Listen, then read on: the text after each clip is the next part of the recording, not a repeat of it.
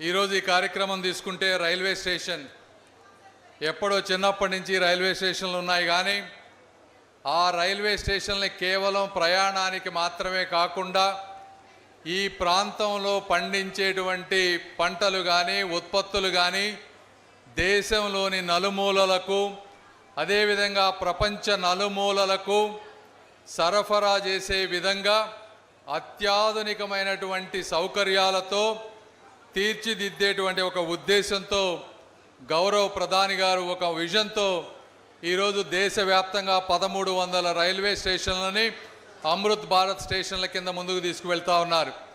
అయితే అందులో ఫేజ్ 1లో 500 తీసుకుంటే 70 పైగా మన ఆంధ్ర రాష్ట్రానికి ఇచ్చారు. అందులో ముఖ్యంగా ఈరోజు మంగళగిరిని మనం ప్రారంభించుకుంటా ఉన్నాం.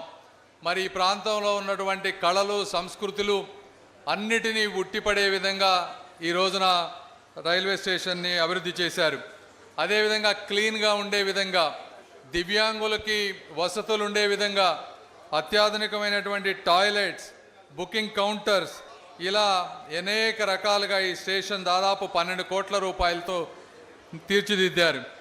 కాబట్టి ఈ విధంగా ఒక్క స్టేషన్లే కాకుండా దేశవ్యాప్తంగా ఈరోజు మీరు తీసుకుంటే 2014 సంవత్సరం ప్రధానమంత్రి మోదీ గారు రాకముందు ఈ దేశంలో రైల్వే బడ్జెట్ 40,000 కోట్ల రూపాయలుంటే ఈ రోజున ప్రతి సంవత్సరానికి 2,50,000 కోట్ల రూపాయలు రైల్వే బడ్జెట్ని తీసుకొచ్చారు. ఈ రోజున మనం ఒక ఆంధ్రప్రదేశ్ తీసుకుంటే 2014లో 800 నుంచి 900 కోట్ల రూపాయలు ఉండేది.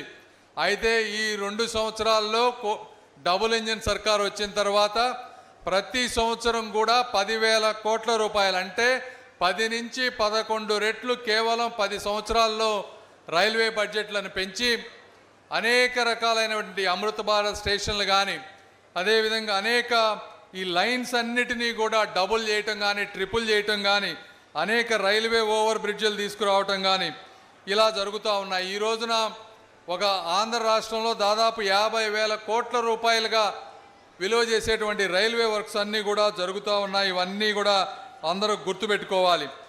మన ఆంధ్రప్రదేశ్ 100% ఎలక్ట్రిఫికేషన్ అయినటువంటి రైల్వే లైన్స్ అన్నీ ఇక్కడే ఉన్నాయి. దేశంలో కూడా మొత్తం ఎలక్ట్రిఫికేషను, హైడ్రోజన్ ఇంజన్స్ తోటి దేశంపై ఆర్థిక భారం తగ్గే విధంగా ఈరోజు రైల్వే శాఖ ఒక ముందు చూపుతో వెళ్తూ ఉన్నారు. కాబట్టి ఇంతటి అద్భుతమైనటువంటి రైల్వే స్టేషన్లు మనకు వచ్చినప్పుడు, అంటే దాదాపు ఎయిర్పోర్ట్లు ఎలా ఉన్నాయో అలా ఉన్నాయి ఈ రోజున. వాటన్నిటినీ కూడా నీట్గా, అందంగా, పరిశుభ్రంగా, భద్రంగా ఉంచుకునే బాధ్యత మన అందరిపై ఉంది అని మీ అందరికీ నేను తెలియజేసుకుంటా ఉన్నా. ఈ యొక్క రైల్వే స్టేషన్ గురించే కాకుండా ఈరోజు మనం మంగళగిరిలో ఉన్నాం కాబట్టి మనం లోకేష్ గారి కృషిని కూడా మనం ఒకసారి గుర్తు తెచ్చుకోవాలి. ఒక్కొక్క హామీని, ఆయన ఇచ్చినటువంటి హామీని ఒక్కొక్క ప్రాజెక్టుగా, ఒక్కొక్క మార్పుని కూడా ఒక్కొక్క మైల్ రాయిగా తీసుకొని ఈరోజు రాష్ట్రంలో కాదు దాదాపు దేశంలో ఏ ఎమ్మెల్యే నియోజకవర్గంలో జరగనటువంటి అనేక రకాలైనటువంటి పనులు ఈరోజు జరుగుతూ ఉన్నాయి. 928 అభివృద్ధి పనులు ఈరోజు మంగళగిరిలో జరుగుతూ ఉన్నాయి. మొన్న మనం 148 కోట్ల రూపాయలతో రైల్వే ఓవర్ బ్రిడ్జి ఓపెన్ అంటే శంకుస్థాపన చేశాం. రోడ్లు భవనాల శాఖ ద్వారా 70 కోట్ల రూపాయల వర్కులు జరిగినాయి. అదేవిధంగా అండర్ గ్రౌండ్ డ్రైనేజీకి మొన్న మనం మొత్తం 1,600 కోట్లు అయితే ఫేజ్ 1 కొంత మొన్న మనం స్టార్ట్ చేసుకున్నాం. తాగునీటి సరఫరాకు దాదాపు 390 కోట్ల రూపాయలతో దానికి శంకుస్థాపన చేసుకున్నాం.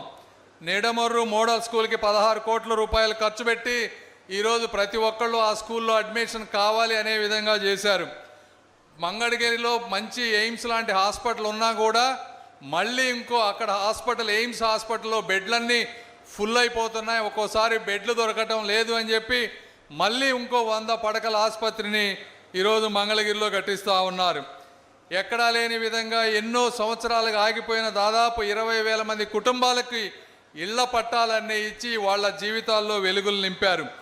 ఈ విధంగా ఒక మంగళగిరి నియోజకవర్గం ఈరోజు విద్యాశాఖను తీసుకుంటే అనేక రకాలైనటువంటి మార్పులు తీసుకువచ్చి గవర్నమెంట్ స్కూల్స్లో ప్రైవేట్ స్కూల్స్ నుంచి దాదాపుగా గత 20 సంవత్సరాల్లో మొట్టమొదటిసారి అనుకుంటా 1,00,000 మంది విద్యార్థులు ప్రైవేట్ స్కూల్స్ నుంచి గవర్నమెంట్ స్కూల్స్కి వచ్చారు. అంటే అది కాకతీయంగా జరిగినటువంటి పని కాదు.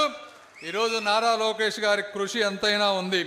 అదేవిధంగా రాష్ట్రం మొత్తంలో అనేక రకాలైనటువంటి పెట్టుబడులు, రష్యా వెళ్ళటం కానీ, కొరియా వెళ్ళటం కానీ, ఎక్కడ అవకాశాలు ఉంటే అక్కడికి వెతుక్కుంటూ వెళ్ళటం. ఈ రోజున మీరు చూస్తే దాదాపు 340 పైగా ప్రాజెక్టులు, 10 లక్షల కోట్ల పైగా పెట్టుబడులు ఈరోజు మనకు వచ్చాయి. గూగుల్ కానీ, ఆర్సెల్ఆర్ మిట్టల్ కానీ, ఎన్టీపీసీ కానీ, రిలయన్స్ డేటా సెంటర్ కానీ, అదానీ పంప్డ్ స్టోరేజ్ ప్రాజెక్ట్ కానీ, రాయల్ ఎన్ఫీల్డ్ కానీ, ఇలా చెప్పుకుంటూ పోతే ఒక గంట టైం పడుతుంది. అనేక రకాలైనటువంటి ప్రాజెక్టులు. ఇక్కడ చాలామంది పిల్లలు ఉన్నారు. ఈ పిల్లలు పెద్దవాళ్ళు అయ్యే సమయానికి ఎక్కడ దిక్కులు చూడకుండా ఆంధ్రప్రదేశ్లో ఉద్యోగం వచ్చే విధంగా నిరంతరం కృషి చేస్తున్నటువంటి నారా లోకేష్ గారికి, ముఖ్యంగా మంగళగిరి ప్రజలందరూ కూడా ధన్యవాదాలు తెలపాలి. అదేవిధంగా నేను ఇందాక మర్చిపోయా, సిఎస్ఆర్ ఫండ్స్తో చక్కటి కమ్యూనిటీ హాల్స్ కడతా ఉన్నారు. అదేవిధంగా డిజిటల్ లైబ్రరీలు కడతా ఉన్నారు. ఇలా వైకుంఠ మహాప్రస్థానం ఆధునీకరించారు. ఇలా ఒక ప్రాంతానికి పార్కులు, ఎన్ని రకాలుగా ప్రజలకు మేలు చేయాలో అన్ని రకాలుగా ఈ రోజున ప్రజలకు మేలు జరుగుతుందని తెలుపుకుంటూ, సమయం తక్కువగా ఉంది కాబట్టి ఎక్కువ మాట్లాడలేకపోతా ఉన్నాను. ప్రతి రంగంలోనూ ఈ రోజున డబుల్ ఇంజన్ సర్కార్తో ప్రతి ప్రాంతంలో కూడా విద్య నుంచి వైద్యం వరకు, ఉపాధి నుంచి పరిశ్రమల వరకు, ఆర్ఓబీల నుంచి రోడ్ల నిర్మాణం వరకు, కమ్యూనిటీ హాల్స్ నుంచి క్రికెట్ స్టేడియంల వరకు, అండర్ గ్రౌండ్ డ్రైనేజీల నుంచి ఇళ్ల పట్టాల వరకు అభివృద్ధి జరుగుతుంది. ఈ అభివృద్ధి ఎప్పుడూ జరగలేదు అని మీరందరూ గుర్తుపెట్టుకోవాలి. గుర్తుపెట్టుకొని మొన్న 90,000 ఇచ్చారు మెజారిటీ. ఈసారి దానికంటే కూడా పెరగాలని మనస్ఫూర్తిగా కోరుకుంటూ మరొకసారి మీ అందరికీ ధన్యవాదాలు తెలుపుకుంటూ సెలవు తీసుకుంటున్నాను. జై హింద్.